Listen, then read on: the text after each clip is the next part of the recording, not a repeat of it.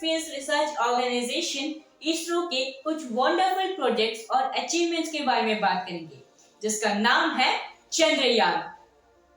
2009 तक सभी लोगों के मन में एक कॉमन क्वेश्चन होता है, मून पर पानी है कि नहीं? क्योंकि आप खुद देखें ना, मून के सतह पर 14 डेज तक कंटिन्यूअसली सन रेज पड़ती है और उस वक्त मून का टेम्परेचर 121 डिग्री सेल्सियस से भी ज्यादा हो जाती है और वाटर का एवापोरेशन पॉइंट 100 डिग्री सेल्सियस होता है।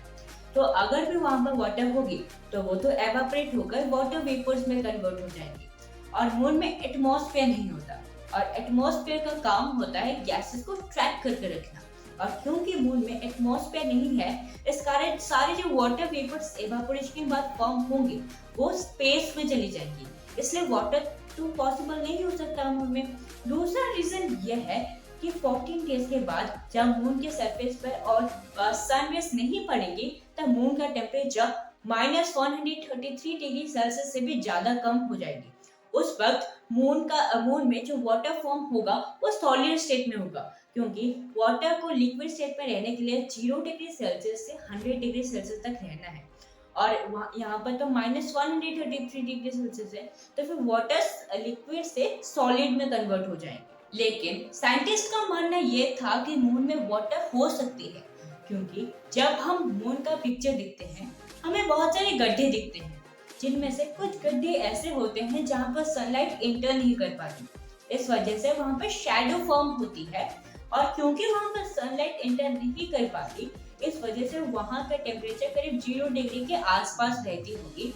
और साइंटिस्ट का मानना ये है कि वहाँ पर वाटर सॉलिड स्टेट में प्रेजेंट होती होगी। तो प्लानिंग ये था कि उस गड्ढे में इंफ्रारेड लाइट को भेजा जाएगा और अगर वहाँ पर वाटर होगी तो वो इंफ्रारेड लाइट को एब्जॉर्ब कर लेगी। वाटर इंफ्रारेड लाइट को एब्जॉर्ब कर लेती है और हमें पता चल जाएगा कि वहाँ पर वाटर प्रेजेंट है कि नहीं। लेकिन ये सब करने के लिए हमें एक स्पेसक्राफ्ट का जरूरत पड़ेगी, लेकिन वो आएगा कहाँ से, कौन बनाएगा इसे? इसके साथ शुरुआत होता है चंद्रयान मिशन का।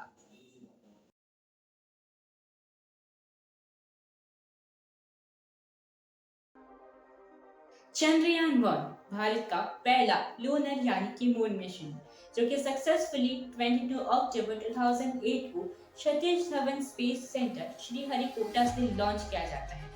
स्पेसक्राफ्ट का टोटल वेट था 1380 किलोग्राम और ये मिशन एक ऑर्बिटर मिशन था, यानी कि ये मून के सरफेस से 100 किलोमीटर ऊपर रहकर मून की ऑर्बिट की चारों तरफ घूमकर मून का सारा इंफॉर्मेशन ग्राउंड स्टेशन तक भेजेगा। इस मिशन में जो ऑर्बिटर को स्पेस तक पहुंचाने के लिए जो रॉकेट का इस्तेमाल हुआ था उसका नाम था PSLV-C11। इस मिशन का ऑब्जेक्टिव था मून के सरफेस का एक 3D मैप बनाना, वाटर, टाइटेनियम और हीलियम 3 का अवेलेबिलिटी मून पर चेक करना, जो कि इसने करके भी दिखाया। इस मिशन का टोटल लाइफ स्पान था 2 इयर्स, बट अनफॉर्चुनेटली 10 मंथ में ही 29 अगस्त 2009 को इसका ग्राउंड स्टेशन से कनेक्शन कट जाता है।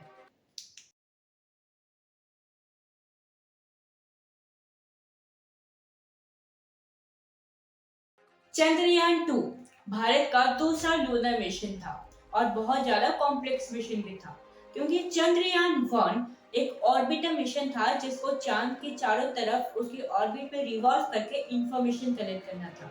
लेकिन चंद्रयान 2 में स्पेसक्राफ्ट को चांद के सरफेस पर लैंड करके इंफॉर्मेशन कलेक्ट करना था। इसका ऑब्जेक्टिव चांद का टोपोग्राफी और सॉइल कंपोजिशन को समझना था। इसको सक्सेसफुली 22 जुलाई 2019 को लॉन्च किया जाता है और इसमें GSLV Mk3M1 रॉकेट का यूज किया जाता है। चंद्रयान 2 का स्पेसक्राफ्ट का 3 पार्ट्स होते हैं, ऑर्बिटर, लैंडर एंड रोवर। जिसमें लैंडर का नाम होता है विक्रम और रोवर का नाम होता है प्रज्ञान। तो प्लानिंग ये था कि जब ऑर्बिटर चांद के ऑर्बिट में पहुंचेगा तब लैंडर ऑर्बिटर से अलग होके जाके चांद के सरफेस पर लैंड करेगा और उसके अंदर से प्रज्ञान यानी कि रोवर निकलकर अपना इन्वेस्टिगेशन स्टार्ट करेगा। ऐसा होता भी है। ऑर्बिटर चांद के ऑर्बिट में पहुंच भी जाता है और लैंडर उससे अलग होकर सिर्फ 2.1 किलोमीटर दूर होता है 7 सितंबर 2019 को। और तब उसका क्रैश लैंडिंग हो जाता है। उसका कॉजेस बताया जाता है कि उस समय जब 2.1 किलोमीटर दूर था चांद के सरफेस से, तब स्पीड आउट ऑफ कंट्रोल में चले जाता है, इस कारण क्रैश लैंडिंग हो जाता है।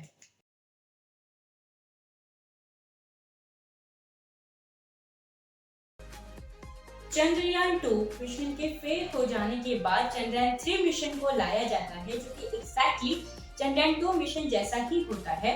चंद्रयान 3 को सक्सेसफुली 14 जुलाई 2023 में लॉन्च किया जाता है एंड देन सक्सेसफुली 23 अगस्त 2023 में मून के साउथ पोल में सॉफ्ट लैंडिंग करता है और इसके साथ भारत यह पहला देश बन जाता है मून के साउथ पोल में लैंड करके। उसके बाद जैसे कि मैंने आपको बताया था कि मून में 14 दिन तक सनराइज होता है और उसके बाद यहाँ का टेम्परेचर बहुत ज्यादा घट जाता है, तो इसके कारण विक्रम और प्रज्ञान यानी कि लैंडर और रोवर को स्लीप मोड में कर दिया गया था, ताकि ये दोनों सही सलामत रहे और सनरेज आने के बाद फिर से इसको एक्टिवेट करके काम कराया जाए। लेकिन अनफॉर्चुनेटली अभी तक इन दोनों का कोई भी सिग्नल हमें नहीं मिल पा रहा है। लेकिन इन दोनों ने अपना ऑब्जेक्टिव यानी कि लूनर सॉइल का जांच करना, टेम्परेचर वेरिएशंस और सेस्मिक एक्टिविटीज का जांच करना, ये तीनों चीज कर दिया है।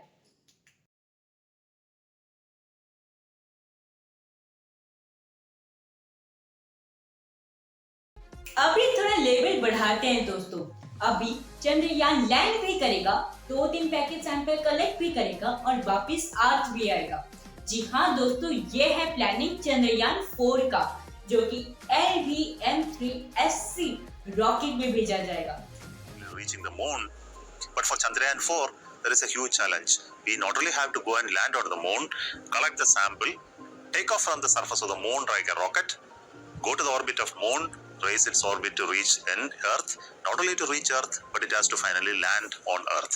Landing on Earth is much more difficult and equally challenging than landing on the moon surface, because there is no atmosphere on moon, but on Earth there is an atmosphere and we need to overcome the atmospheric drag and heat, etc. So it will be a complex re-entry process, but more than that, we need to have different elements of the Chandrayaan 4. Estimate किया जा रहा है कि 2027 तक ये Satish Dhawan space centre से launch किया जाएगा and in the same year 2027 में ये शिव शक्ति पॉइंट में लैंड करेगा एंड ये वही पॉइंट है जहां पर चंद्रयान 3 भी लैंड किया था और इसका लॉन्च मास होगा 9200 किलोग्राम। और अगर ये मिशन सक्सेस हो गया तो फ्यूचर में इस 2040 तक ह्यूमन मिशन चांद पर भी कर सकता है। सितंबर 2024 तक इसका एनुअल बजट रखा गया है 2104 करोड़।